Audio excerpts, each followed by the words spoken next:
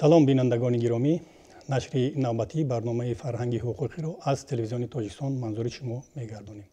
қобили зикр аст, ки ин барнома ба муносибати 30-солагии қабули Конститутсияи Ҷумҳурии Тоҷикистон ва дар пасманзари ин аз ҷониби Президенти Ҷумҳурии Тоҷикистон, пешвои миллат муҳтарам Эмомалии Раҳмон, соли маърифати ҳуқуқӣ эълон гардидани соли 2024 дар ҳамкорӣ бо Прокуратураи Генералии Ҷумҳурии Тоҷикистон таҳия мегардад. 6 ноябри соли ҷорӣ мардуми Тоҷикистон 30-мин солгарди Конститутсияи давлати соҳиби истиқлоли Тоҷикистонро ҷашн мегирад. Бо назардошти он ки мо тӯли беш аз 1000 сол дар ҳолати бедавлатӣ қарор доштем, инчунин як қисмати таърихи начандон дури мо дар доираи низоми давлатдории умумишӯравӣ ҷараён гирифта буд. 30-солагии Конститутсия барои мо ҳамчун ҷашни шаклгирии давлатдории миллӣ ва таҳкими амнiyatu суботи сиёсиву иҷтимоии Тоҷикистон аҳамият ва шукӯҳи хоса дорад.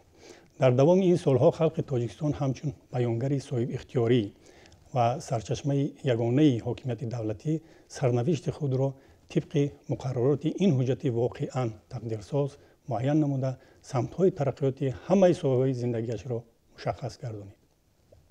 аз ин нуқтаи назар дар тӯли 30 соли амали Конститутсияи Тоҷикистон, ки насиби халқу давлати мо гардидааст, натиҷаи хират ва закояти азими халқи Тоҷикистон ҳисобида мешавад. зеро маҳз бо иродаи аксари мутлақи мардуми ин сарзамини кӯҳанбунёд имрӯз кишвари моро дар ҷаҳони муосир ҳамчун давлати соҳибихтиёри ҳуқуқбунёд ва демокративу иҷтимоӣ эътироф мекунад ва мавқеи онро ҳангоми ҳаллу фасли масоили умдаи байналмилалӣ ба инобат мегирад. донистану омӯхтани Конститутсия ва мунтазам рӯ овардан ба он барои васеъ гардондани маърифати ҳуқуқии мардуми кишвар иқдоми хеле шоиста ва муносиб ҳисобида мешавад ва он ҳусни таваҷҷӯҳ ва меҳру самимияти ҳар як сокини мамлакатро ба ин санади сарнавиштсоз ва тавассути он ба ватану ватандорӣ тақвият мебахшад. аз ин рӯ имрӯз мо дар барномаи фарҳанги ҳуқуқӣ моддаи 66 Конститутсияи Ҷумҳурии Тоҷикистон ва ҳолати татбиқи ҳамаҷонибаи ин меъёрро дар ҷомеа шарҳу тавзеҳ медиҳем. дар моддаи 66 Конститутсияи Ҷумҳурии Тоҷикистон оварда шудааст: интихоботи президент вақте бо эътимод шуморида мешавад, ки дар он аз низ зиёди интихобкунандагон ширкат варзида бошанд. номзади президент интихоб шуда ҳисоб меёбад, ки ба тарафдории ӯ бештар аз нисфи интихобкунандагон низ ширкат варзида овоз дода бошанд. тартиби интихоботи президентро қонуни конститутсионӣ муайян мекунад. моддаи тафсиршаванда низоми интихоботиеро, ки ҳангоми интихоби президент мавриди истифода қарор мегирад, муқаррар намудааст. дар таҷрибаи ҷаҳонӣ аз ду намуди низоми интихоботии мажоритарӣ, яъне аксарият, ва низоми интихоботии мутаносиб ба намуду тобишҳои гуногунашон истифода мебарад. тибқи Конститутсияи Ҷумҳурии Тоҷикистон барои интихоби президент низоми интихоботии аксарияти мутлақ муқаррар шудааст, ки дар асоси он барои интихоб шудани номзад ва вазифаи президент ба даст овардани аксарияти мутлақи овозҳо, яъне аз нисф зиёд аз шумораи умумии овозҳои додашуда зарур мебошад. ҳангоми мавриди истифода қарор додани ин низоми интихобӣ, ҳадди поёнии иштироки интихобкунандагон дар раванди овоздиҳӣ муқаррар мегардад ва агар ин ҳад ҳосил нашавад, интихобот бо эътимод шуморида намешавад. ҳамон тавре ки сархати якуми моддаи тафсиршаванда муқаррар кардааст, ин ҳад баробар ба аз нисф зиёди интихобкунандагон бояд бошад.